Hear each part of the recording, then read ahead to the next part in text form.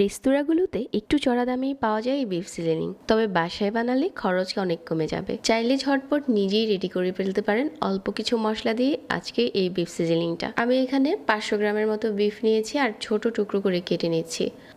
Beef আপনি যত ছোট করে টুকরো করবেন তত তাড়াতাড়ি সিদ্ধ হবে। আর এরকম লম্বা করে স্লাইস করে নিচ্ছি।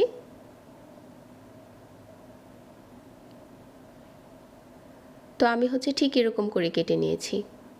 এখন একটা প্যানে নিয়ে নিলাম, আর আমার এখানে বিফের টুকরোগুলো আগে থেকেই ধোয়া ছিল। হাফ চা চামচ রসুন বাটা দিয়ে দিচ্ছি, আর 1 চা চামচ আদা বাটা, হাফ চা চামচ দিয়ে দিচ্ছি লবণ, আর 1/4 চা চামচ কালো গোলমরিচের গুঁড়া, চাইলে সাদাটাও দিতে পারেন। এখন এগুলোর সাথে বিফের টুকরোগুলো ভালো করে মিশিয়ে নিচ্ছি। মেশানো হয়ে গেলে এখানে 1/4 চা চামচ লাল মরিচের গুঁড়ো দিয়ে দিচ্ছি।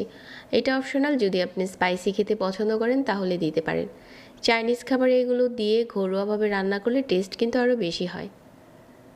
এখন ঢাকনা দিয়ে ঢেকে 20 মিনিটের মতো রেস্টে দিয়ে তারপর চুলাতে বসিয়ে দিলাম, আর অল্প আছে ভালো করে সিদ্ধ করে নিয়েছি।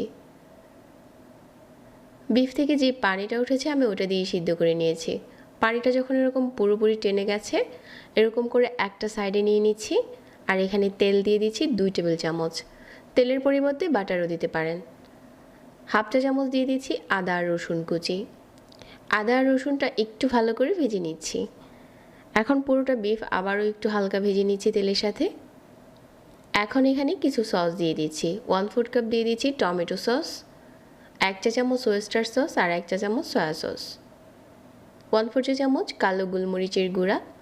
এখন সব কিছু একসাথে করে মিশিয়ে নিচ্ছি। ওয়েস্টার সসটা যদি না থাকে ওই ক্ষেত্রে স্কিপ করতে পারবেন, শুধু টমেটো সস আর সয়া সস দিয়েও বানানো যাবে।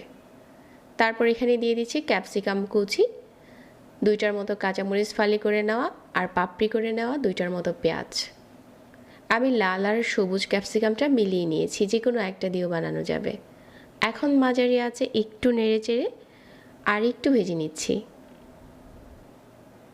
চুলা থেকে নামিয়ে একটা তাওয়া খুব ভালো করে গরম করে নিয়েছি। 1 চামচের মতো বাটার দিয়ে দিলাম, আর বাটারটা যখন গলতে শুরু করেছে ওই পর্যায়ে আমি সিজনিংটা দিয়ে দিচ্ছি। এই যে একটা ধোঁয়া উঠছে, এটাতে কিন্তু দারুণ একটা স্মেল এসেছে। এইভাবে করে নিজেই বানিয়ে নিতে পারেন নামি দামি রেস্তোরাঁগুলোর মতো করে বিফ সিজলিং। আপনার হাতে বানানো প্রতিটা খাবারই স্বাস্থ্যকর। আশা করছি আজকের রেসিপিও সবার ভালো লেগেছে।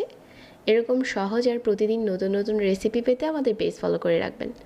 সবাই অনেক ভালো থাকবেন। আজকে এখানেই বিদায় নিচ্ছি। আল্লাহ হাফেজ।